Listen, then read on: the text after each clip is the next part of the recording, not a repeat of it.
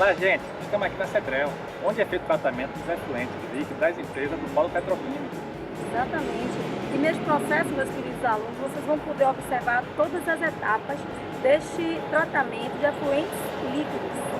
Também, Sérgio e Tânia, vamos ter oportunidade de visitar os laboratórios, conhecer como é feitas as análises, como são realizados todos os ensaios, né? E esses ensaios que dão um feedback para nós, como é que está acontecendo o tratamento de efluentes. E você, meu aluno, você é convidado para participar dessa visita. Vamos lá? Só que nós temos uma obra de engenharia e essa estação, pela sua grandiosidade, ela se destaca pela maior planta de tratamento da América Latina.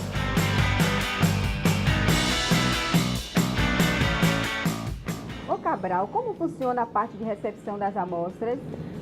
Olha, as amostras chegam, tá, da estação de tratamento, eles fazem a seleção das amostras e encaminham para o laboratório, tá? Chega aqui no laboratório e aí tem todo o escopo analítico para ser feito, para ser analisado. Como exemplo, aqui no laboratório, vocês estão vendo aqui que tem várias amostras, tá certo? Que cada uma tem o seu escopo analítico analisado. E aquelas que estão no cone, tá vendo aquele conezinho ali, estão sendo feita análise de sólidos sedimentáveis, que a amostra é colocada naquele cone, tá? E o sólido é sedimentado, ele vai decantando, existe um determinado tempo, tá, específico para esse ensaio, e depois desse determinado tempo, o analista vem e avalia a quantidade de sólido que é depositado no fundo do cone. Um processo de decantação, de separação. É um processo de decantação, tá? Porque você vai avaliar a quantidade de lodo e resíduo que decanta no fundo no caso da simulação do tanque. O laboratório da Cetrel, ela atua nessa atividade há mais de 30 anos. Quais as principais análises que são realizadas para viabilizar todo o tratamento dos efluentes que chegam até aqui à indústria? Olha, os principais ensaios que são realizados aqui na Cetrel é baseado principalmente na legislação da portaria 120/64, que são os ensaios de DBO, DQO, sólidos suspensos, análise de orgânicos voláteis, pH, condutividade, são esses ensaios principais. DBO, o que é isso? A DBO é a demanda bioquímica de oxigênio. É um ensaio baseado no qual as bactérias consomem o oxigênio à medida que vão consumindo matéria orgânica. Aqui a analista Maiara está fazendo análise de DBO. Existem aqui as amostras, são feitas num frasco próprio, tá certo? Para análise de DBO e o equipamento para fazer a análise de oxigênio dissolvido na água. Esses resultados vão para a planilha de cálculos, tá? E esse resultado é diretamente encaminhado para a estação de tratamento, onde eles conseguem avaliar como é que está a qualidade do efluente inicial ou efluente final. Ó, Graça, e aqui do lado tem outra análise aqui que é importante para o controle do nosso processo, que é a análise de DQO, tá? E que amostras são essas que estão sendo tratadas, Cabral? Ó, essa amostra que ela está mexendo aqui é o efluente final, que é já tratado. E a amostra anterior aqui, do lado, é a amostra que vai ser tratada. Então você tem uma amostra do início do processo e uma amostra do final do processo de tratamento.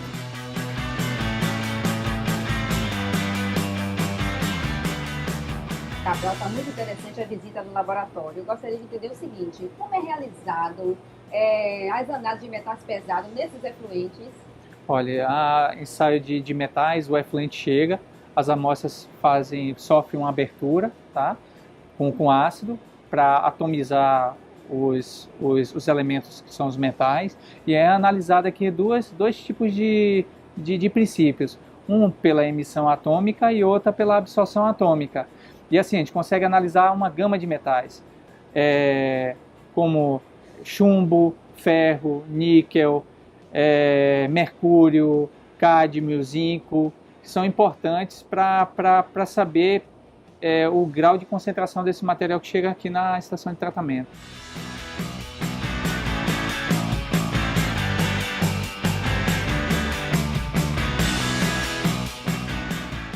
Graça, aqui é o laboratório de orgânica.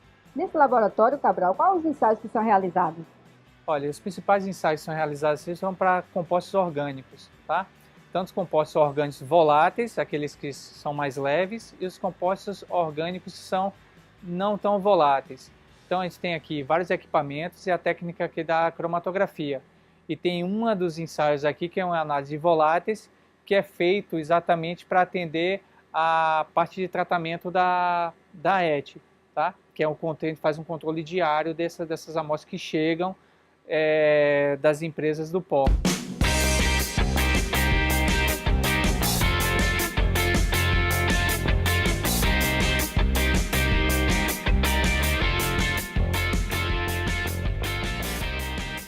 Estamos aqui na estação de tratamento dos efluentes. Sei que é feita uma análise logo na entrada, certo? E se der alguma coisa errada ali, tiver algum fator negativo, o que é feito? Bom, a etapa de tratamento primária, ela antecipa-se a uma bacia de emergência. Por exemplo, se o sistema de monitoramento online que temos, ele detectar uma concentração dessa poluição, eu faço o desvio para uma bacia de emergência. Ou seja, é importante para manter um equilíbrio na quantidade, na poluição que chega na planta. E este tratamento que vocês fazem primário, logo a seguir, a etapa subsequente é uma etapa secundária, processos físicos e químicos? Essa etapa secundária consiste na etapa mais nobre do processo.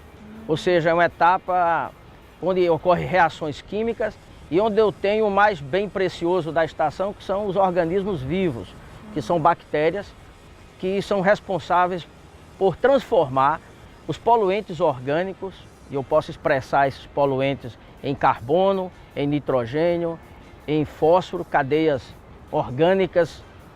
E esse sistema vivo, eu preciso adicionar oxigênio. Então, eu preciso ter, no momento de reações, a parte física, que é justamente fornecer o ar para esse meio líquido. E nesse meio líquido eu tenho bactérias em concentrações elevadas, são milhares de organismos expressos em massa, em tonelada. Então eu tenho toneladas de bactérias nesses tanques, nesses reatores. E aí onde ocorre a transformação do carbono em contato com o oxigênio do ar, e eu gero o dióxido de carbono para o meio ambiente sem danos significativos. Esse efluente que chega no mar, ele tem como vocês controlarem se realmente está chegando no mar algo que não vá fazer danos, causar danos a este ecossistema marinho, Gilson? Tânia, é muito importante entender que o sistema de tratamento que nós mencionamos agora, que ele, principalmente na etapa primária e secundária, ele tem que estar dotado de mecanismos que vão garantir a qualidade desse efluente. Então, é importante destacar que quando encerra-se o tratamento, esse efluente será direcionado para o mar, seguramente em condições de não afetar o meio ambiente. Há quanto tempo leva esse processo, desde a entrada, a primeira análise, até chegar na missão submarina? Sérgio, o tempo que chamamos de permanência dessa água suja, esse esgoto industrial em nossa estação, principalmente aqui onde estamos, no tratamento secundário, são de 2 dias e meio. O efluente entra, essa água suja entra, e leva 2 dias e meio e sai uma água limpa. Existe alguma etapa em que essas bactérias que você falou, Gilson, precisam mais de oxigênio? Sim, Tânia, o que a ET fez é simular o que acontece na natureza. Ou seja, o polo petroquímico produz suas utilidades e suja a água. Essa água é competência da ET, nossa competência de devolvê-la ao mar, ao oceano, da forma mais limpa possível. Isso significa que no tratamento secundário, e é nessa etapa de tratamento secundário onde ocorrem as reações químicas. E se eu tenho organismos vivos, esses organismos também estão na natureza. Então o que nós temos são bactérias aeróbias que vão precisar de ar. E essas bactérias, elas precisam não do nitrogênio que está no ar, mas sim de um gás importante, que é o oxigênio. E para transferir esse oxigênio para o ambiente que estão essas bactérias, eu preciso de máquinas, de equipamentos. Esses equipamentos são motores e que eu vou agitar como simplesmente se compararmos com as ondas do mar. Eu vou agitar esse líquido, transferindo o ar para dentro e as bactérias precisam de combustível. Se compararmos com um ambiente bem simples, como a própria vida do ser humano, nós precisamos nos alimentar e esse é nosso combustível. E precisamos de ar, porque precisamos do oxigênio para viver. Do mesmo jeito são as bactérias em meu tratamento. Eu tenho combustível, que é a poluição orgânica, e preciso fornecer ar para essas bactérias.